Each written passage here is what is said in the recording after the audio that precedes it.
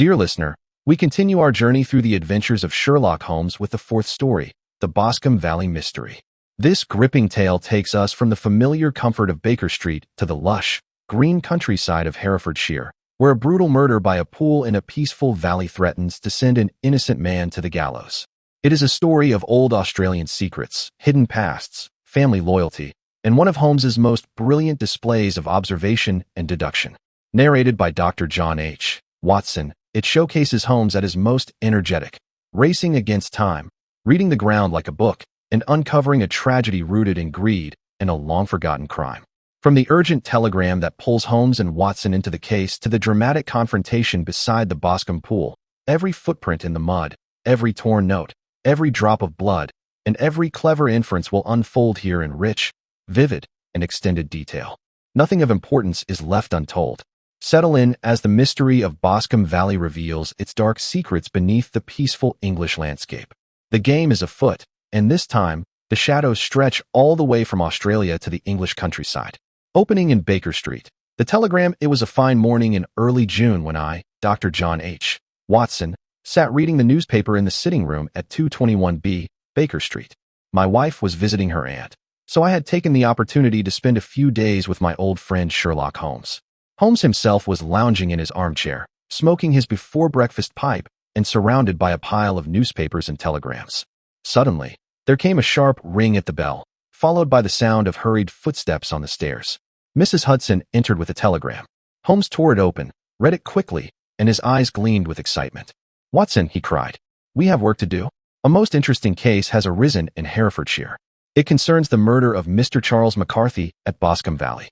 The son, James McCarthy, has been arrested and is strongly suspected. The local police are convinced of his guilt, but there are several points that strike me as singular. We must leave for Ross at once." I needed no further persuasion.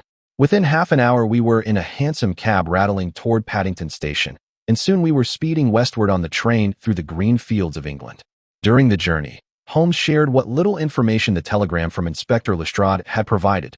Charles McCarthy, a widower and former Australian gold miner, had been found dead beside the Boscombe Pool with his head smashed in. His son James had quarreled with him earlier that day and was the last person seen with him. The evidence against the young man seemed overwhelming, yet Holmes sensed something deeper. Arrival at Ross and meeting Inspector Lestrade, we arrived at the small market town of Ross in the late afternoon. The air was fresh and sweet with the scent of the countryside. Inspector Lestrade of Scotland Yard met us at the station, a small, wiry man with a sharp face and an air of professional confidence. He had been sent down from London at the request of the local authorities. Lestrade drove us in a dog-cart to the scene of the crime. On the way, he briefed us fully. Charles McCarthy, an elderly man who had made his fortune in the Australian goldfields, had retired to a small estate called Hatherley in Boscombe Valley. He lived quietly with his son James. On the day of the murder, father and son had driven to the Boscombe Pool, a small lake surrounded by woods and brambles. Witnesses heard them quarreling loudly.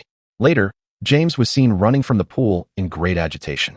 When servants arrived, they found Charles McCarthy lying dead with a terrible wound to the back of his head. A heavy stone covered in blood lay nearby. James McCarthy was arrested and charged with murder. Lestrade was confident of a quick conviction. "The case is as plain as a pikestaff," he declared. Holmes, however, remained silent, his keen eyes scanning the passing countryside. The scene of the crime, Boscombe Pool. We reached Boscombe Valley in the golden light of late afternoon. The valley was a beautiful, secluded spot, a narrow glen with steep, wooded sides and a small, dark pool at its center, fringed with reeds and brambles. The ground around the pool was soft and muddy, perfect for preserving footprints. Holmes immediately set to work with intense concentration. He examined the ground inch by inch, crawling on his hands and knees, measuring distances, and studying every mark. He found 2 sets of footprints, one belonging to Charles McCarthy and another to his son James. There were also the prints of a third man, someone wearing heavy boots with square toes. Holmes noted that this third person had stood on the edge of the pool and then moved away hurriedly. He picked up a small piece of torn paper from the ground, part of a note that read, "At the pool." He also discovered a gray coat with bloodstains belonging to the victim. Most importantly, Holmes found a small, flat stone with blood on one side, the murder weapon. He measured the wound on the dead man's head and compared it with the stone. Turning to Lestrade and me, Holmes said quietly, "The case is not as simple as it appears, gentlemen.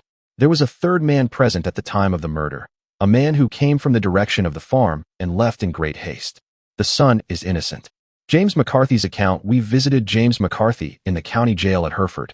He was a tall, handsome young man of about 27, with a frank, open face now pale with anxiety.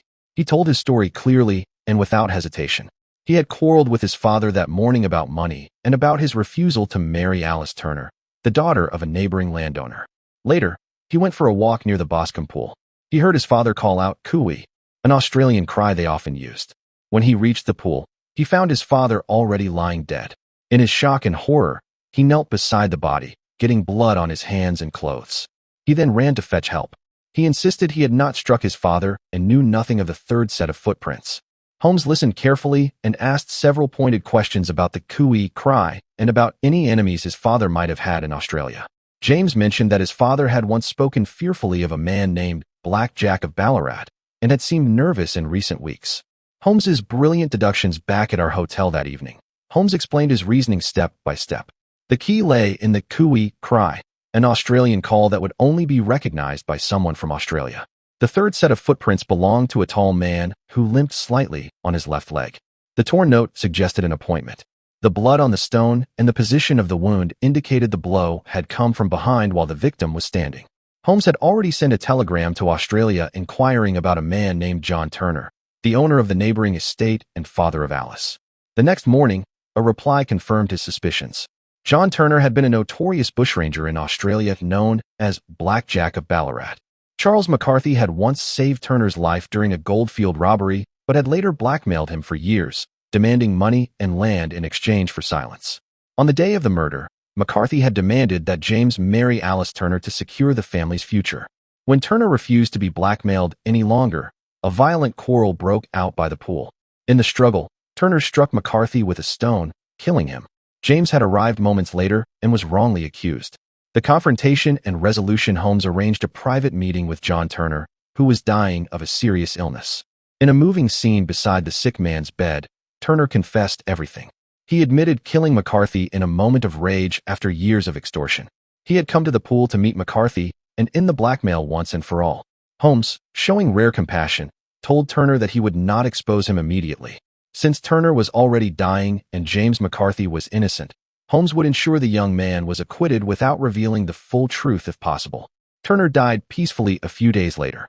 At the trial, Holmes's evidence, the third set of footprints, the nature of the wound, and the Australian connection, convinced the jury of James McCarthy's innocence. He was acquitted. Later, James and Alice Turner were happily married, and the dark shadow of Boscombe Valley finally lifted.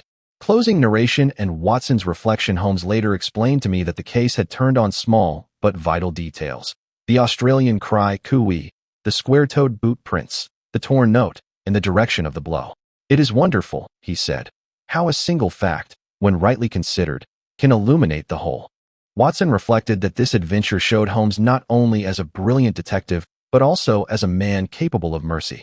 By protecting the dying John Turner while saving an innocent young man, Holmes balanced justice with compassion. The peaceful valley of Boscombe, once stained with blood, returned to its quiet beauty.